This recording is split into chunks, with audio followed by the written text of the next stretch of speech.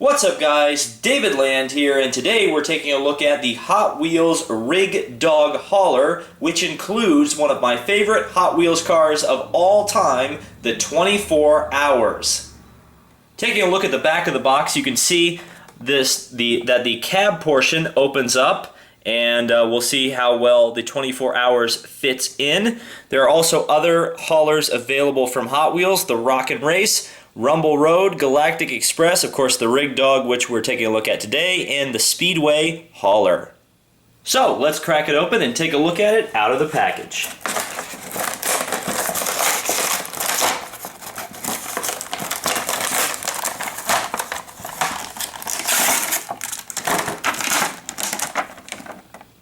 So here's a look at the 24 Hours that comes with the set. It's pretty interesting to see this car in gold chrome with red, white, and blue trim. It's an interesting combination that actually works pretty well. It's number 28, which is pretty cool as well, because usually Hot Wheels cars are numbered 68 or something like that, that has some significance to Hot Wheels as a brand. But this one just seems to have a generic racing number, which I like quite a bit, because every race car being numbered number 1 or number 68 kind of gets old after a while. I mentioned earlier that this was one of my favorite Hot Wheels models ever, and the reason for that is because it's pretty clearly modeled after the Peugeot 908 Le Mans prototype race car. That was one of the top racing prototypes in the era of which I became a pretty major sports car fan.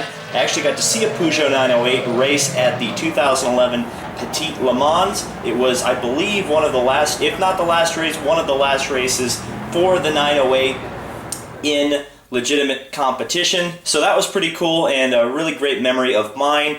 And obviously this car still continues to embody those wonderful memories. And by the way, this is one of the fastest track cars for those of you who like to put your cars on the track, the Hot Wheels track. This is one of the fastest ones, particularly when they have these smooth bottoms. The car is just very, very fast, very well balanced. The weight distribution is great, and we'll show this car on the track later in the video, so stay tuned for that. So here is a look at the actual hauler. There are some play features with this tractor-trailer combination, and we're going to take a look at those. So first we'll take a look at the thing that's obvious with any tractor-trailer. This is a kind of a necessary feature, the fact that the cab separates from the actual trailer portion. So let's take a closer look at the cab. This is the only part of the car, or the truck I should say, the cab portion, is the only part where there's metal. It's this big blue bit here. That is all metal. Everything else on this truck and trailer is plastic. Interesting to see that they went with clear wheels, and even on the box it shows that they had black wheels for the artwork. So I'm not sure when that changed, but obviously they decided to make a creative decision with that to change that, and you can see on the bottom it does match up with the packaging. This is a Rig Dog. So it's interesting to see the 28 and Pit Crew, which matches up perfectly with the 24 Hours that comes with the set. So let's take a closer look at the actual tractor-trailer portion here. You get some carbon fiber looking pattern on there with the HW28 on there and the Hot Wheels logo. This is a crystal clear canopy, so when we put the car in there, which of course the gold chrome door on the back opens up, and that's where you store your car. Of course, sometimes you can knock the door out, so be careful with that. The door can be removed, I suppose, with these little bits in there, but I would advise against that. You also get a blue bottom. This whole thing is plastic though, so don't expect any heavy metal on this. And here's the other side. Same graphics, just rearranged just a little bit.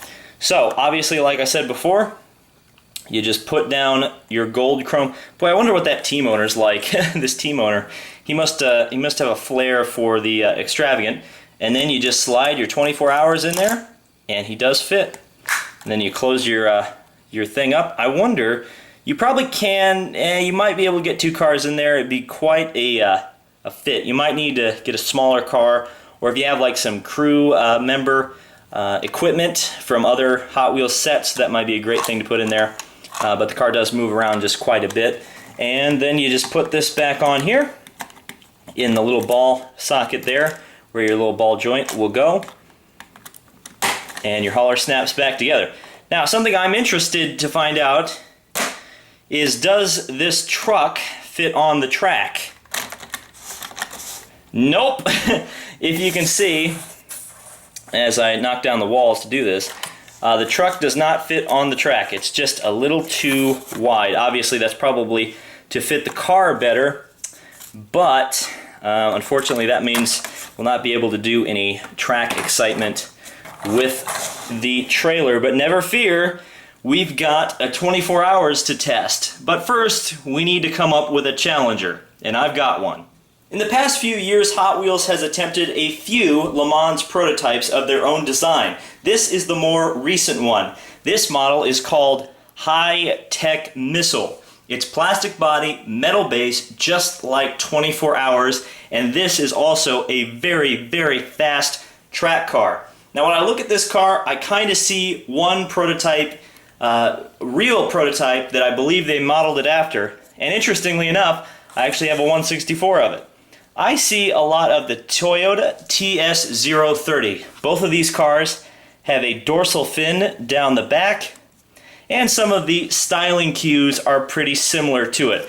This Toyota TS030 is produced by Spark, and I will not be putting it on the track because the wheels don't roll very well and it cost me $12.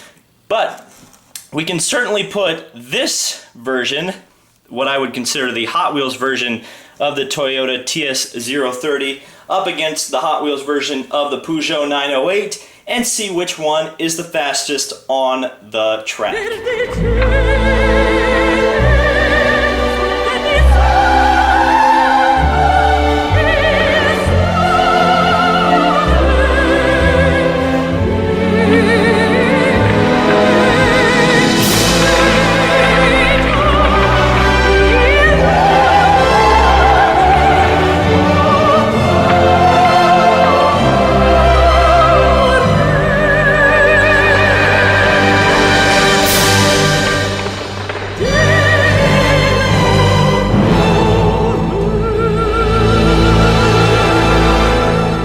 So today's race will be a best 2 out of 3. I'm using parts from the Turbo race set along with the brand new Track Builder 2-lane start box. I think that's really cool because it allows for an even start. 2 cars going at exactly the same time.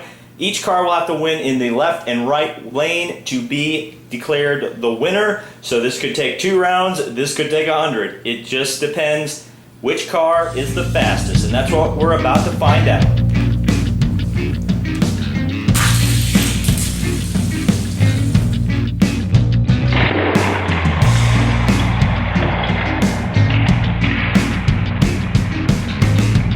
Okay, so 24 Hours easily won the first race as High-Tech Missile didn't even finish to take the win. Let's see if 24 Hours can do it. No, they both crash.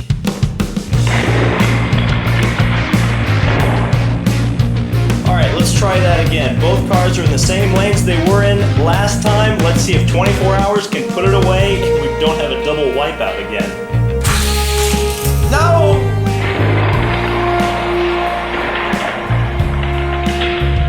It seems the left-hand lane is clearly the preferred lane. Now High-Tech Missile has taken a win back. The next car to cross the line in the right-hand lane first is going to be the winner. Let's see if it happens. High-Tech Missile going for the win.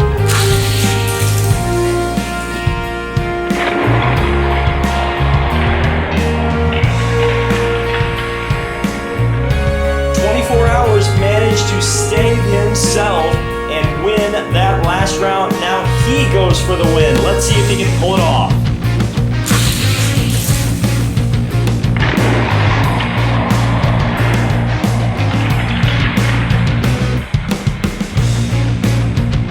So in a photo finish I had to watch back at least 15 times before I determined the winner. I determined that it was 24 Hours that took the win over High-Tech Missile, but that was one heck of a race at the end. And if you enjoyed it, please hit the like button and subscribe for more. I really appreciate it. If you found this video informative and entertaining, which I strive for here on this channel. So thank you guys so much for watching. This has been David Land on YouTube, and we'll see you in the next video.